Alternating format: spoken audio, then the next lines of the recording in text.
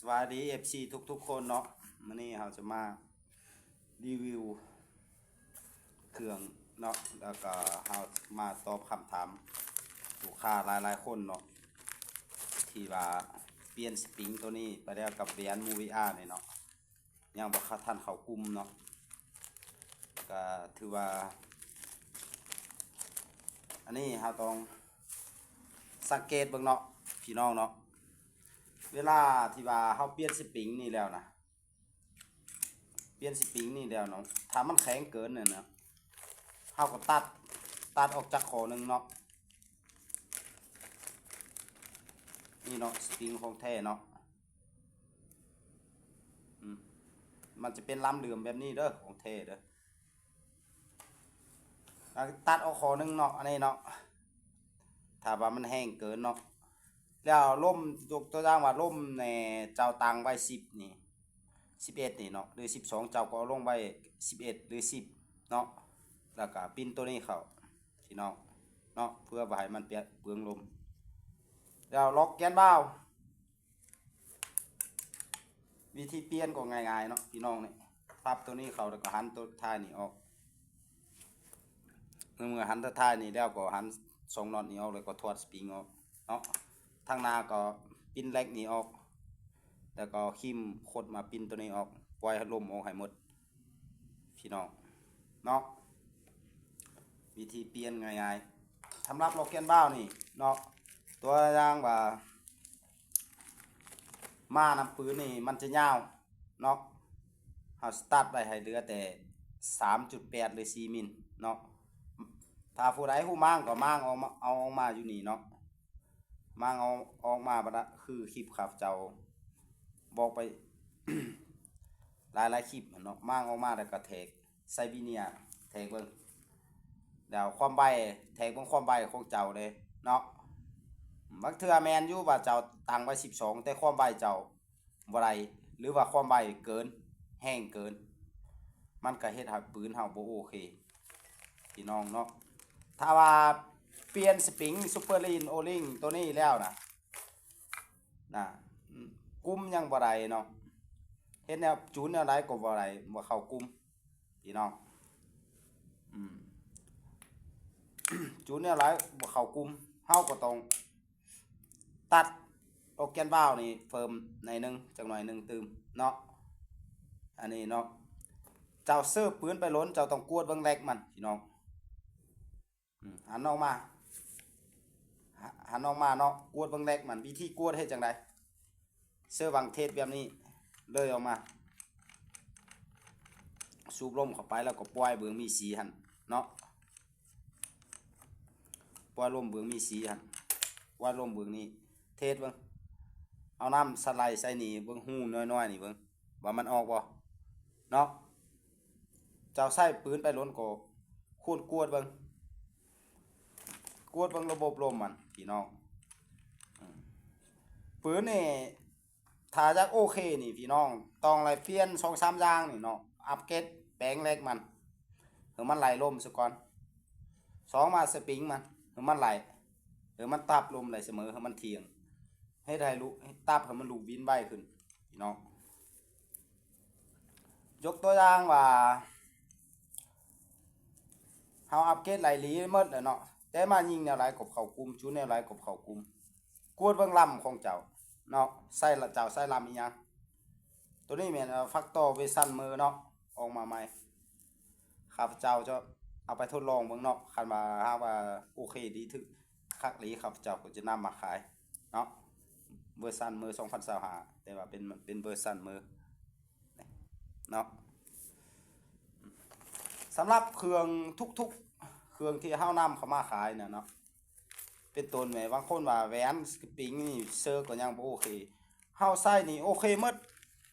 พี่น้องสปริงแหวนเฮาจังนำเข้ามาขายเนาะตัวใดเอามาใส่บ่โอเคนี่เฮาบ่ได้นำเข้ามาขายพี่น้องบางคนว่าสปริงตัวนี้นี่เป็นตัวของแท้เนาะมานำโรงงานเนาะข้าพเจ้ารักเปลี่ยนเอาว่าซั่นไฮล่าข้าพเจ้าก็เบาลงเนาะสปริงมานำโรงงานไฮล่าก็ทิมเนี่ยทิมบักหลายๆเลยสปริงมานำโรงงานเนี่ย พี่น้องนี่เนาะเด้ทิมบักหลายๆออกหลายๆเครื่องมาสปริงมานำโรงงานเนาะบางคนว่าข้าพเจ้ารักเปลี่ยนเนาะอันนี้บ่ให้พี่น้องคิดแนวนั้นเนาะ FC ทุกๆคนคิดเนาะของแท้มันต้องล้ำเหลื่อมแบบนี้เป็นแบบนี้ของแท้เนาะอันนี้มาเครื่องมานำโรงงาน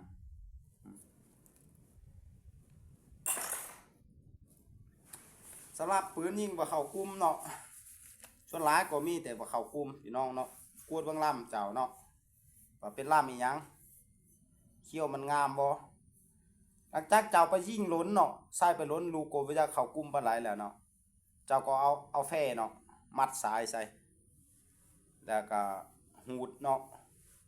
หูดแต่ปลายหอดกกอนามัยลำว่าซั่นซะ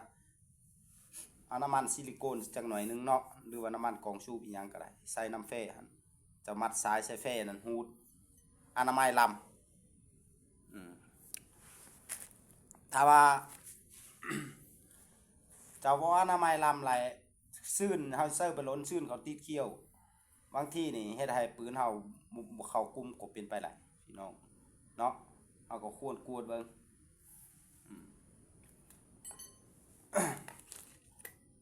ยกตัวอย่างว่าตักติโกอัปเกรดเนาะฟักตอบ่ได้อัปเกรดแต่ว่าตักติโกนี่ราคาต่ำกว่าแฟกเตอร์เนาะค่านะฮะข้าพเจ้าเลือกนี่จะเลือกตักติโกเป็นหยังว่าซั่นว่าตัวแฟงคือบ่เอาเพราะว่าตักติโกมันได้อัปเกรดเด้เนาะอัปเกรดนี่มันจะทนทานกลุ่มล้นกว่ายิ่งก็โอเคกว่ากองก็บ่ได้กระปับปานใดลูกก็บ่ได้เปลืองตัวอัปเกรดสปริงกับแบนมูวีอาร์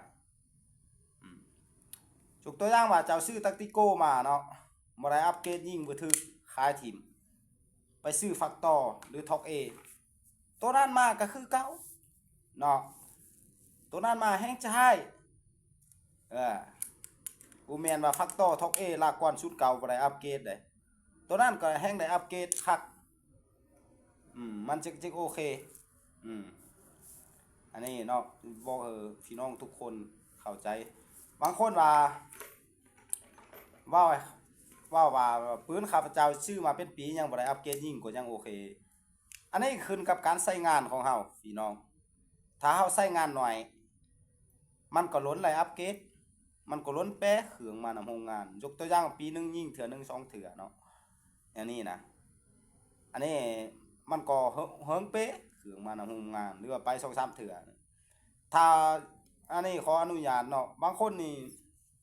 เสื้อเขาผู้เขาป้าคู่มือเนาะยิ่งคู่มือมันก็จะเฟไว้กว่าเครื่องมานำโรงงานยกตัวอย่างว่าสปริงนี่เครื่องมานำโรงงานนี่เฮากางป้าไว้ในนี่ประมาณชั่วโมงนึงนี่อ่อนโดดสปริงเจ้านะตัวเครื่องมานำโรงงานเนาะอันนี้ง้างไว้รถง้างไว้เป็นอาทิตย์ยังบ่อ่อนครับเจ้าง้างป้าไว้เนาะไปเวียกมาลืมปลดลงไปเวียกมา1อาทิตย์มางับยิงยังทึกคือเก่าแห้งคือเก่าพี่น้องตัวของแท้สำหรับวิธีเปลี่ยนเนาะก็ง่ายๆคือครับจะเว้าไปหั่นก็แกะตัวนี้ออกมาคันว่ามันแข็งโฝนเนาะมันแข็งมันต้านโฝนเจ้าก็ตัดออกจากขอนึงขอปลายเนาะ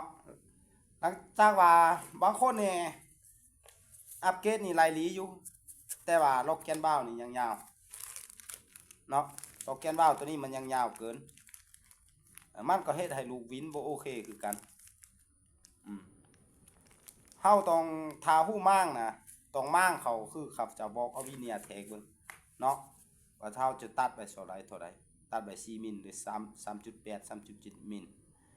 ไว้ 3.7 3.8 มิลก็หลายแล้วเนาะถ้าเฮาอัปเกรดนี่ไว้หรือว่าไว้4มิลบ่จำเป็นจะไว้ยาวหลายไว้สั้นหลายถ้าไว้สั้นหลายก็ล่มก็บาดออกแห้งบาดออกควายก็บ่อยากเสมอปานใดถ้ายาวหลายนี่ลมมันจิอันน่ะเฮ็ดให้อันน่ะควันกระแทกมันไปทับมันสิเฮ็ดให้ล็อกแกนวาล์วนี่เปิดหลายเมื่อมันเปิดหลายแล้วเฮ็ดให้ลมไปหลายเปลืองลม ก็ยิ่งก็บ่ค่อยโอเคปานใดเนาะพี่น้องเนาะอันนี้แม่นหัวเซตฟันถ้าผู้ใดบ่ฮู้อัปเกรดก็ส่งเข้ามาครับเจ้าจะอัปเกรดให้เนาะสเปอร์ลินอันโอลิงอีหยังเนาะครับเจ้าสิเปลี่ยนให้เปลี่ยนหมู่ยาถ้าเฮาบ่อัปเกรดนี่พี่น้องก็บ่จะค่อยโอเคปานใดเนาะโอเคอยู่เลยระยะสั้นว่าแน่นั้นซะให้เข้าใจง่ายๆแน่นั้นถ้าเฮาอัปเกรดแล้วมันจะโอเคอยู่เนอระยะยาวลูกก็บ่เปลืองพี่น้องบางคนติแต่ล่ำเนาะบางที่นี่ล่ำหลายแล้วคือข้าพเจ้าเว้าสิเว้าให้ฟังจังหน่อยนึงเนาะข้าพเจ้าซื้อลำซุปเปอร์เฮฟวีราคากว่า5ล้าน6ล้านกว่ามาเนาะมายิ่งใส่ศูนย์เก่าเนาะลากว่าศูนย์เก่าก็บ่ปานใดความแม่นความถึกความโอเคเมื่อว่ามาเปลี่ยนสปริงซะเนาะเปลี่ยนสปริงกับอัปเกรดแลกมัดแม่นว่าคักที่สุดเนาะคักที่สุดถือว่าแห้งแม่นแต่ก่อนครับเจ้าก็บ่ได้เชื่อปานใดเนาะทุกๆเครื่องที่ครับเฮาที่นำมาขายนี่เฮาทดลองมาก่อนหมดแล้วพี่น้องเนาะเข้าใจแน่นั้นท้ายนี้ก็ขออวยใส่พวกFC ทุกคนเนาะจงมีสุขภาพแข็งแรงเนาะประสบผลสำเร็จในหน้าที่การงานของตัวเองเนาะถ้าช่วงนี้ก็ยังมีเครื่องขายเลยก็เลาะป่าหน่อยนึงถ้าว่าใครสนใจอีหยังก็ทักเข้ามาโทรเข้ามาถามไหลเนาะแล้วข้าพเจ้าก็สิตอบให้ขอขอบใจหลายๆเนาะ